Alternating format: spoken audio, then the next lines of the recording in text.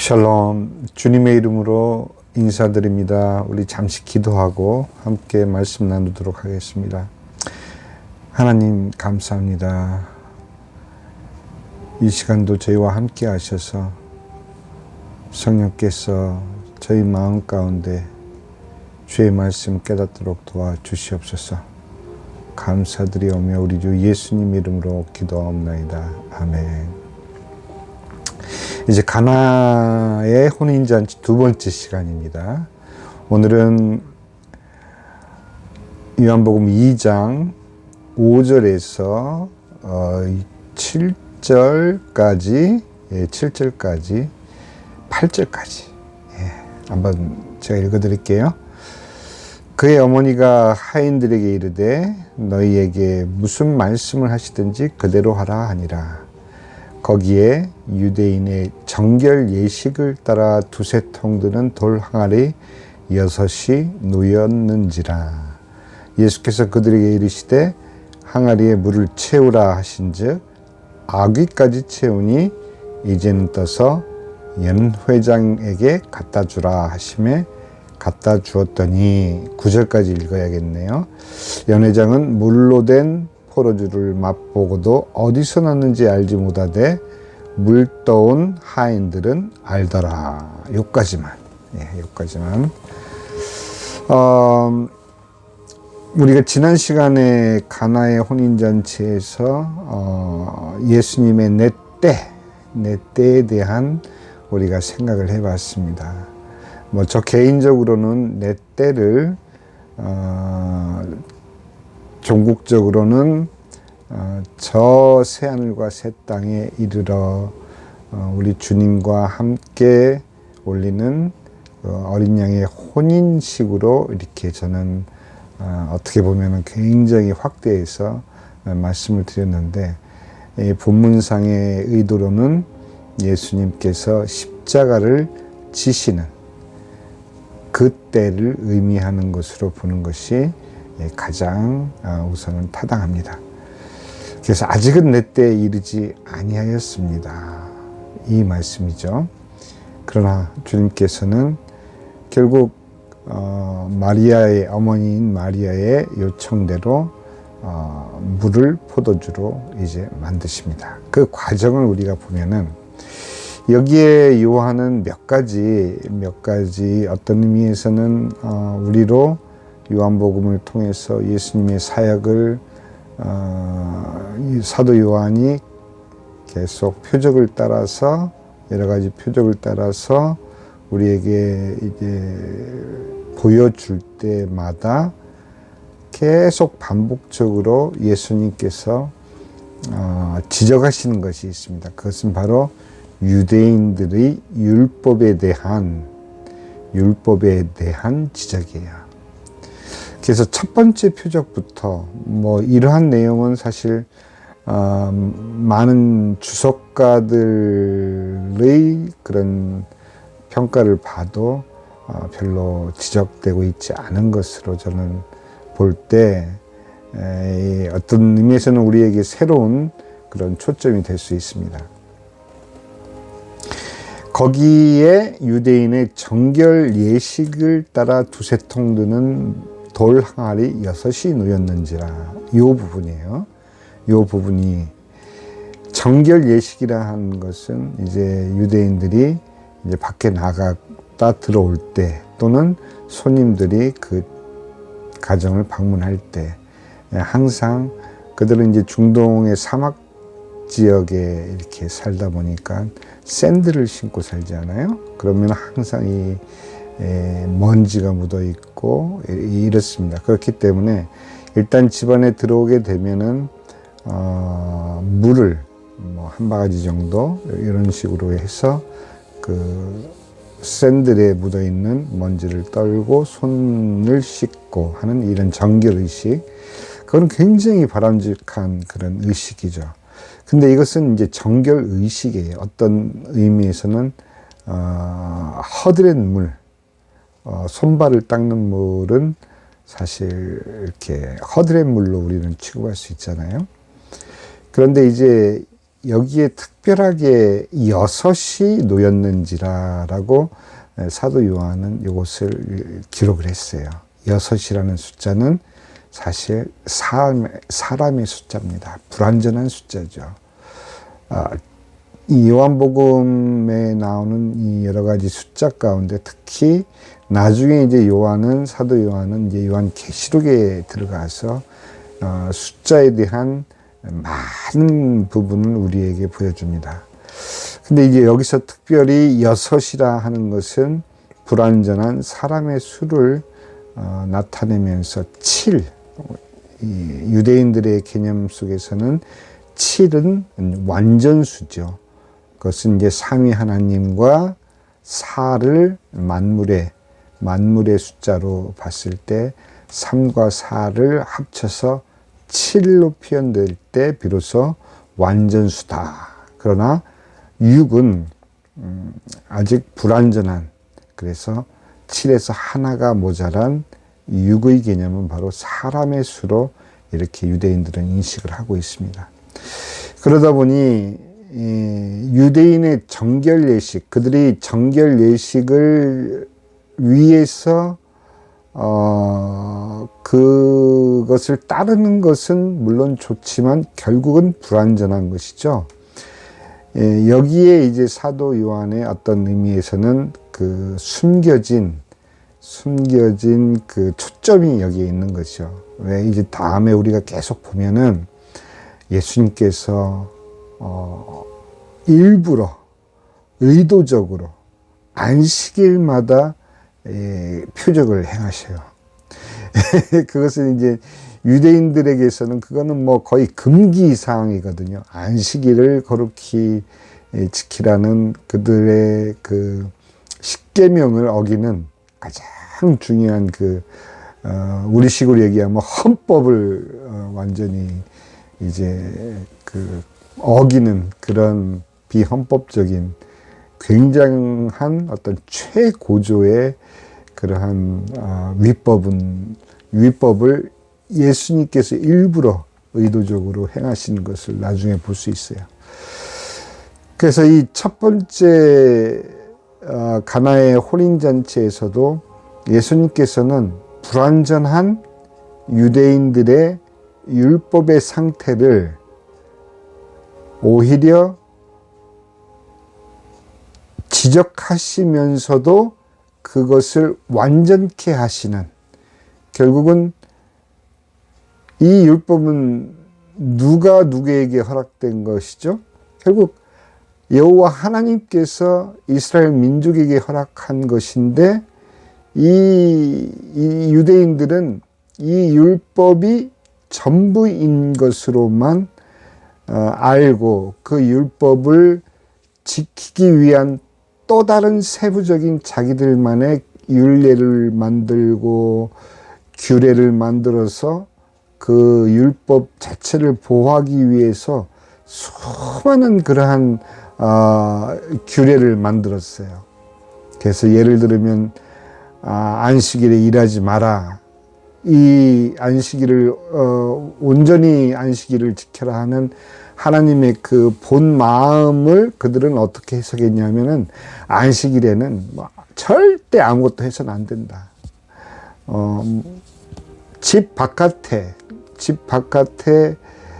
나갈 경우에도 몇 걸음 이상 걷게 되면 그것은 집을 떠나서 일을 한 것이 되기 때문에 그 몇 걸음을 정해놓고, 예를 들어서 식사를 하기 위해서 우리 같으면 이제 쌀을 이제 이렇게 푸잖아요. 그러면 유대인들은 그 실제 식사에 필요한 그 알을 하나하나 다 세는 거죠. 세서 그 몇 알의 쌀을 넘었을 경우에는 일을 한 것이 되기 때문에 그것은 하지 마라.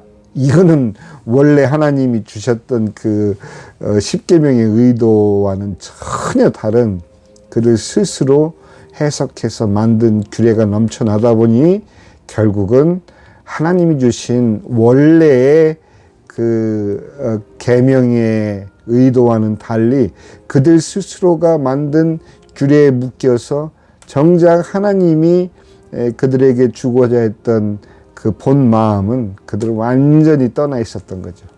그러니 정작 그 계명을 주신 하나님이, 본 하나님이 육신을 입고 이 땅에 오셔서 그것을 올바르게 가르쳐 주기 위해서 이제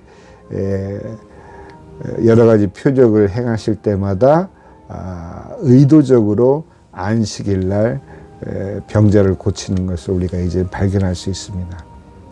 가나의 혼인잔치도 어떤 의미에서는 그런 의도가 내포되어 있는 그런 표적이 되겠어요. 그래서 유대인의 정결 예식에 따라 그들은 청결을 위해서 돌 항아리에 물을 담아 놓고 사용하던 그 어떤 의미에서는 그들 나름대로의 예식을 위해서 정결하게 구별해 놓았지만 결국 부족한, 또 완전하지 못한, 불완전한 그런 상태의 정결 예식으로밖에는 우리가 볼 수가 없는 거죠. 예수님께서는 그 항아리를 어떤 의미에서는 이용하셨어요. 그래서 그들 입장에서 보면은 정결 예식을 위해서 따로 모아놓은 물이었는데 예수님께서는 그것을 그들의 정결 예식을 넘어선 표적으로 거기에 단지 정결 예식을 위해서 담아 두었던 물을 예수님께서는 불완전한 상태인 그것을 아귀까지 채워라. 그러니까 완전히 채워라. 그러면 충만하게 채우라 하고 이제 명하신 것이죠. 예수께서 7절입니다. 예수께서 그들에게 이르시되 항아리에 물을 채우라 하신즉, 이미 물은 들어 있는 상태지만 부족했죠.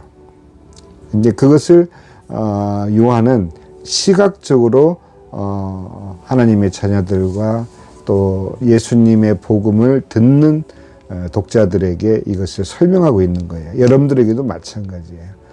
그래서 부족한 상태에 그 돌 항아리의 물을 가득 채우는 순간, 그 충만은 인간으로서는 그 충만을 가져올 수가 없죠. 오로지 만물을 창조하시고 만물이 그로 인해서 생겨난 바 된 우리 예수님이기 때문에 그 돌 항아리의 물이 충만하게 채워지는 순간 바로 하나님께서 직접 창조의 능력으로 물을 포도주가 되게 하시는 첫 번째 표적을 우리에게 나타내신 것이죠. 이러한 그 표적에 대한 그 가르침은 믿음으로밖에는 사실은 이것은 받아들일 수가 없는 거죠. 그런데 여기에서 이제 증인이 나타납니다. 연회장, 여기서 연회장에게 갖다 줘라 하는 것은 그때 그 결혼식을 총괄하는 책임자가 있지 않습니까? 그를 연회장이라고 이제 부르는데 그 연회장한테 그 포도주를 갖다 줬을 때 이 총괄하는 그 연회장이 그 포도주가 된 물로 포도주가 된 그 포도주를 맛보고 깜짝 놀라는 거예요. 어디서 났는지 알지 못하되, 요 내용이 중요합니다. 물 떠온 하인들은 알더라. 그 하인들이 어떻게 알까요? 물을 떠온 하인들은 어떻게 알까요? 예수님께서 돌 항아리의 물을 아구까지 채우라 명하셨고, 그들은 그 예수님의 말씀을 그대로 듣고 물을 채우지 않았습니까? 그러니 그들은 알죠. 무엇을 말하죠? 그 잔칫날, 그 흥겨운 잔칫날, 무엇이 떨어졌는지도 조차 모르는 그때에 하인들은 바로 물이 포도주가 되는 그 내막을 알고 있었던 것이죠. 포도주가 떨어졌고, 그러나 예수님의 명령을 받고 그들이 물을 아귀까지 채웠을 때 그 물이 포도주가 된 그 사실을 물떠온 하인들은 알더라. 그래서 이 가나의 혼인잔치에는 우리들에게 예수님의 첫 표적으로 정말 창조주이신 하나님, 창조의 능력으로 물이 포도주가 되는 그러한 첫 표적을 통해서 예수님의 영광을 나타내셨을 뿐만 아니라 구체적으로 누구를 위한 첫 표적이었느냐, 우리가 보면은 물떠온 하인들은 알더라 하는 이 표현과 함께 또 21절에 예수께서 이 첫 표적을 갈릴리 가나에서 행하여 그의 영광을 나타내심에 제자들이 그를 믿으니라. 그 순간에, 그 표적이 일어났던 그 순간에, 그 현장에 첫 번째 수혜자는 바로 하인들과 제자들이었다는 사실입니다. 일반 하객들은 모르죠. 어떤 일이 일어났는지조차도. 여러분들, 어떤 의미에서는 예수님의 복음을 영접하지 않고 사는 사람들은 그저 이 세상이 흘러가는 대로 살 수밖에 없습니다. 그러나 정말 예수님을 하나님으로 영접한 자, 곧 그 이름을 믿는 자들에게 있어서의 이 세상은 하나님께서 어떻게 우리 인생을 시작하게 하시고 살아가게 하시고 또 우리 인생의 그 다음 죽음 너머의 진정한 저 천국의 길로 인도하시는지에 대한 모든 과정을 알고 사는 사람들, 그렇게 두 부류로 구분될 수밖에 없는 것입니다. 그저 이 세상에 태어났기 때문에 살아가는 수많은 사람들이 바로 이 요한복음을 읽고 예수님을 그 마음속에 받아들여야 되는 첫 번째 대상인 것이죠. 이미 예수님을 믿고 하나님의 자녀가 된 자들은 바로 하인들과 제자들처럼 첫 번째 수혜자로 이 가나의 혼인잔치의 수혜를 입었으니 여러분들이 이제는 여러분들의 믿지 않는 가족들과 친구들을 요한복음으로 초청을 하셔야 됩니다. 그래서 여러분들이 이 가나의 혼인잔치를 다시 한번 마음속에 새기면서 정녕 내 마음 가운데 진정한 저 천국의 잔치가 일어났다라는 것을 예수님을 믿음으로써 확인받는 귀한 하나님의 자녀들 다 되실 수 있도록 간절히 축원합니다. 감사합니다.